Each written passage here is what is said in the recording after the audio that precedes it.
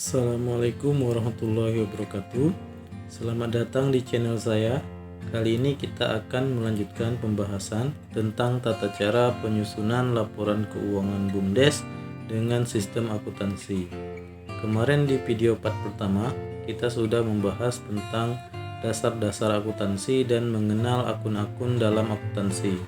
Bagi teman-teman yang belum menonton videonya, silahkan ditonton terlebih dahulu video part pertamanya agar bisa lebih paham saat menonton video part kedua ini.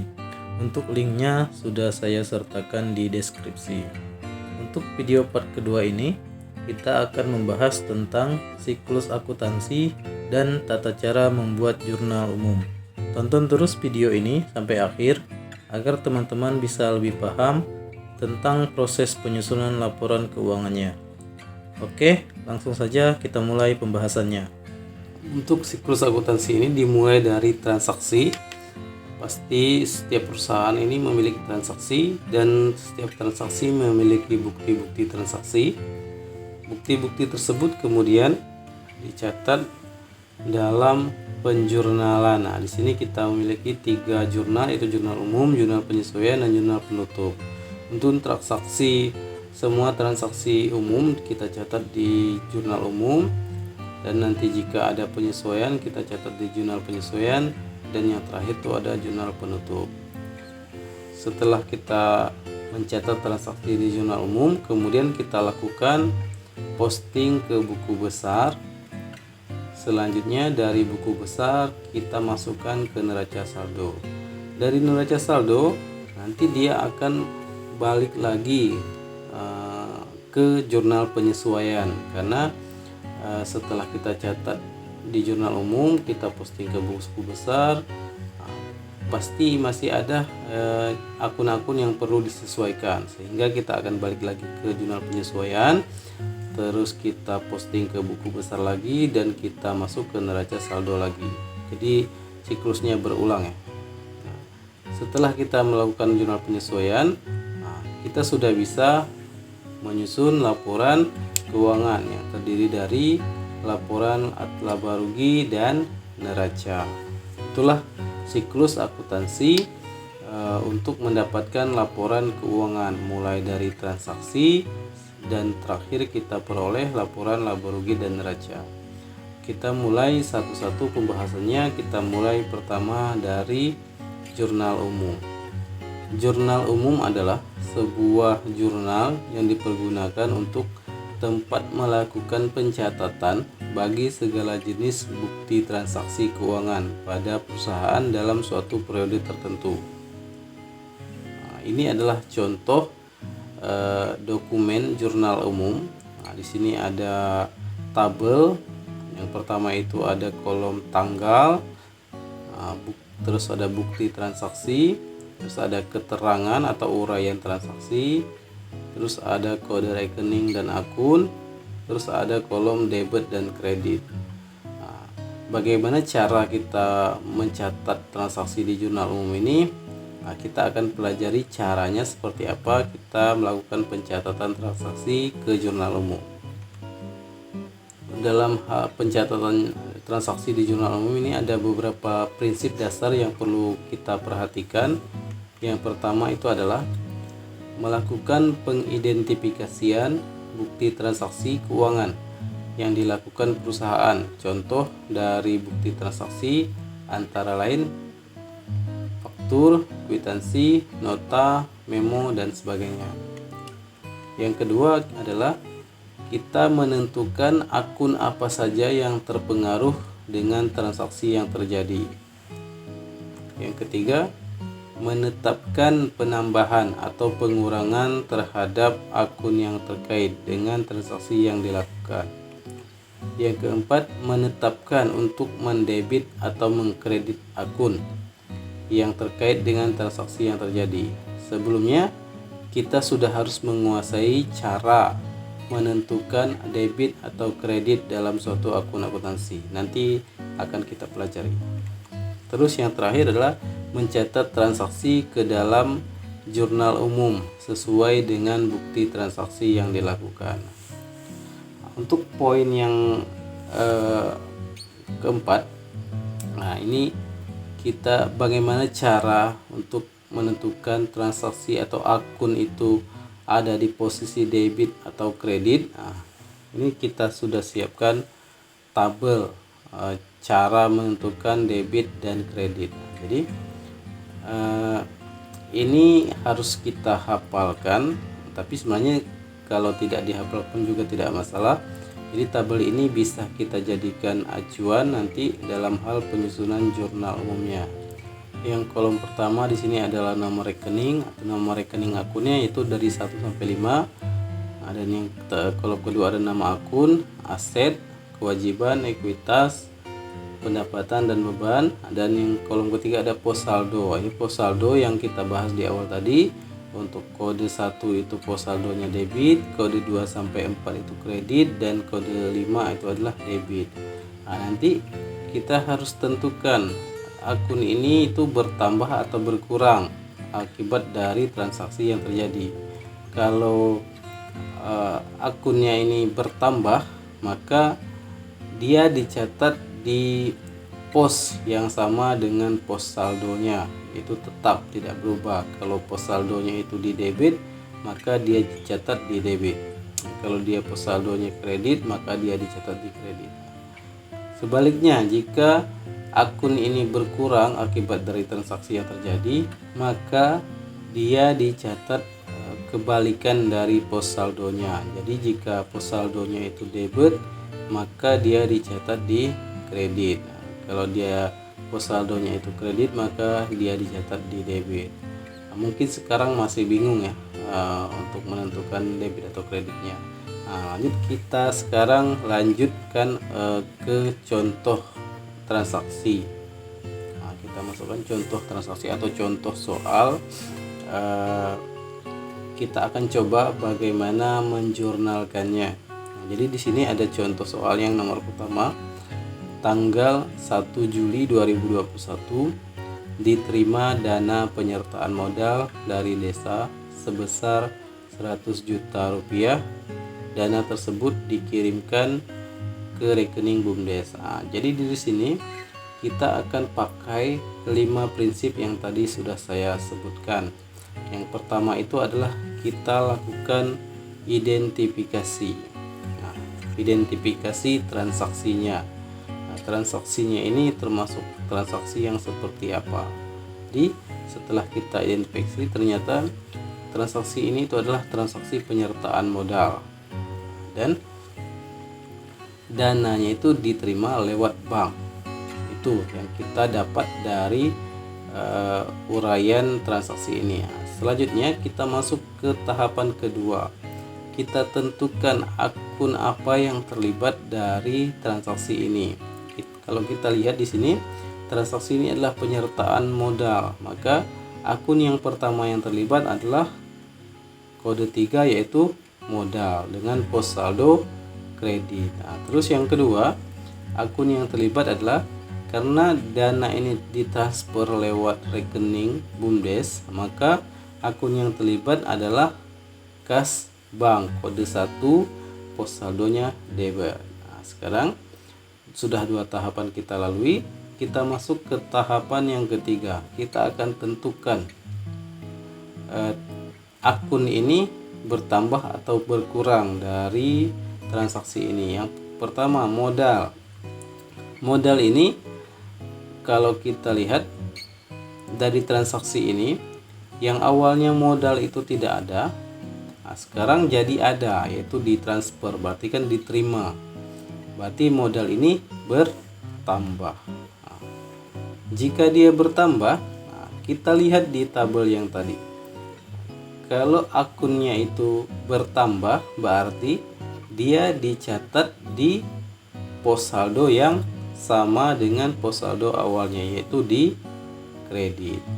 Terus untuk yang kedua, yang akun yang kedua yaitu yang kas bank.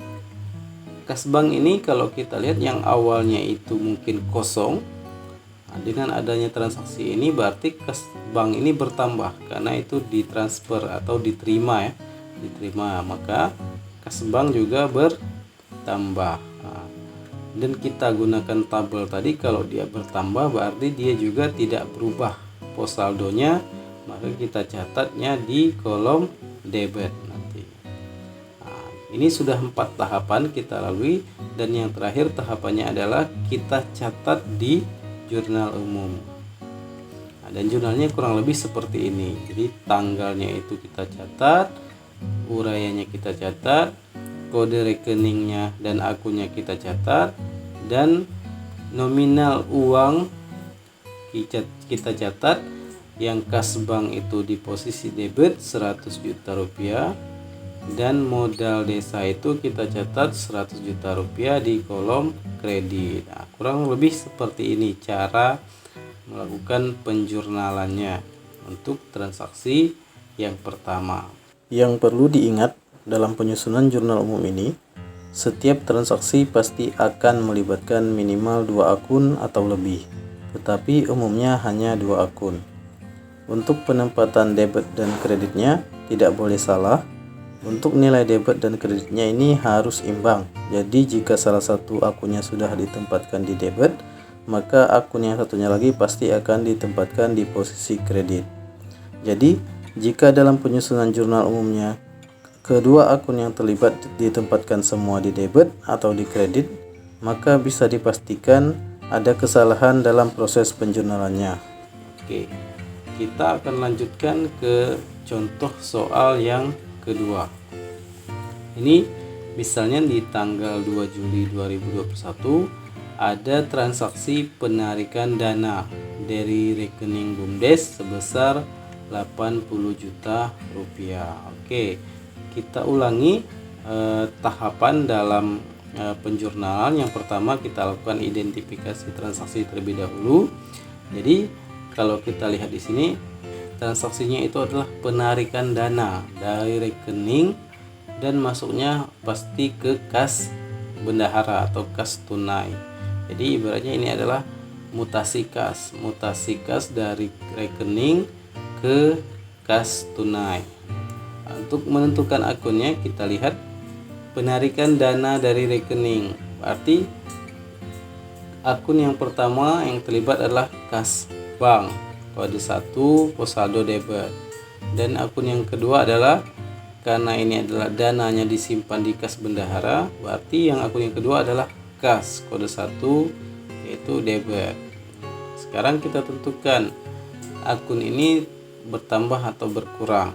Untuk kas bank yang pertama, kas bank karena uangnya ini ditarik, berarti uang di kas bank ini adalah berkurang. Kita buat berkurang. Kalau dia berkurang, nah berarti dia masuk di debit atau kredit. Kita lihat tabel tadi, kita lihat tabelnya. Nah, kalau dia berkurang ini, dia akan berkebalikan dari pos saldo awalnya. Berarti kalau awalnya dia di debit, maka sekarang kita catatnya di posisi kredit. Terus yang kedua, akun kas. Nah, kas ini yang awalnya kosong, karena ada penarikan dana dari rekening, berarti kas ini bertambah. Nah, dan jika dia bertambah, maka pencatatannya adalah tetap, yaitu mengikuti pos saldo awal, yaitu di kolom debit. Nah, dan pencatatan di jurnalnya kurang lebih seperti ini. Jadi ada urainya penarikan dana dari rekening BUMDes sebesar 80 juta, dan kode rekeningnya itu adalah yang pertama kas dan kas bank, dan kasnya kita catat di posisi debit sebesar 80 juta, dan kas banknya kita catat di posisi kredit sebesar 80 juta. Nah, itu adalah cara pencatatan untuk contoh soal yang kedua. Kita lanjut ke contoh soal yang ketiga. Nah, misalnya tanggal 3 Juli 2021 ada transaksi pembelian meja dan kursi kantor secara tunai sebesar 5 juta rupiah. Kita lanjut, kita identifikasi transaksinya. Transaksinya adalah pembelian meja dan kursi. Nah, bisa kita katakan meja dan kursi ini adalah aset tetap karena umurnya ini lebih dari 12 bulan. Dan pembelian ini dibayar secara tunai. Terus yang kedua kita lanjutkan, kita tentukan akun yang terlibat. Untuk yang pertama, pembelian meja dan kursi atau aset tetap, berarti ya akun yang terlibat adalah aset tetap, kode 1, pos saldonya debit. Yang kedua, transaksi ini dibayar secara tunai, berarti ada uang yang keluar dari kas tunai, berarti otomatis akun yang terlibat adalah kas, kode 1, pos saldo debit. Selanjutnya kita tentukan akunnya bertambah atau berkurang. Untuk aset tetap, dari transaksi ini berarti aset tetapnya itu bertambah, dan pencatatan di jurnalnya itu adalah di kolom debit karena tetap mengikuti pos saldo awalnya. Untuk kas, karena ini ada pengeluaran, berarti kasnya ini adalah berkurang, dan jika dia berkurang maka pencatatannya adalah di kolom kredit, itu berkebalikan dengan pos saldo awalnya. Dan cara pencatatan di jurnalnya seperti ini. Dia ada tanggal transaksi dan keterangan, kode rekening dan akun. Aset tetap catat di debit dengan nominal 5 juta, dan kas catat di posisi kredit dengan nominal yang sama yaitu 5 juta rupiah. Kita lanjut ke contoh soal yang keempat. Tanggal 4 Juli 2021 dibayarkan sewa tempat secara tunai untuk ruang kantor selama 1 tahun sebesar 10 juta rupiah. Oke, kita lanjut. Identifikasi transaksinya. Jadi ini adalah transaksi sewa tempat dan dibayar di muka ya, karena sudah dibayar lunas. Terus ini dibayar secara tunai. Kita tentukan akunnya. Akun yang pertama adalah sewa dibayar di muka, kode 1, pos saldonya debit. Dan yang kedua adalah karena dibayar secara tunai, otomatis yang terlibat adalah kas, kode 1, pos saldo debit. Untuk sewa dibayar di muka, karena awalnya ini tidak ada, dengan adanya transaksi ini sewa dibayar di muka ini menjadi ada, berarti dia bertambah. Kalau dia bertambah berarti kita catatnya di posisi debit mengikuti pos saldo awalnya. Untuk kas, karena ini adalah pengeluaran, maka kasnya itu adalah berkurang dan kita catat di posisi kredit. Dan pencatatan di jurnalnya seperti ini. Jadi sewa dibayar di muka di posisi debit 10 juta rupiah, dan kas di posisi kredit sebesar 10 juta rupiah. Kita lanjut ke contoh soal yang berikutnya. Tanggal 5 Juli 2021 ada transaksi pembelian beras 100 kg secara tunai sebesar 1 juta rupiah. Ini maksudnya pembelian beras untuk dijual ya. Oke, kita identifikasi transaksinya. Pembelian beras atau yaitu barang dagangan ya, atau barang untuk dijual, terus dibayar secara tunai. Berarti kita tentukan akunnya. Karena di sini adalah pembelian beras, berarti yang terlibat adalah persediaan barang dagangan. Jadi kode 1, pos saldonya debit. Yang kedua adalah karena dibayar secara tunai, otomatis yang terlibat adalah kas.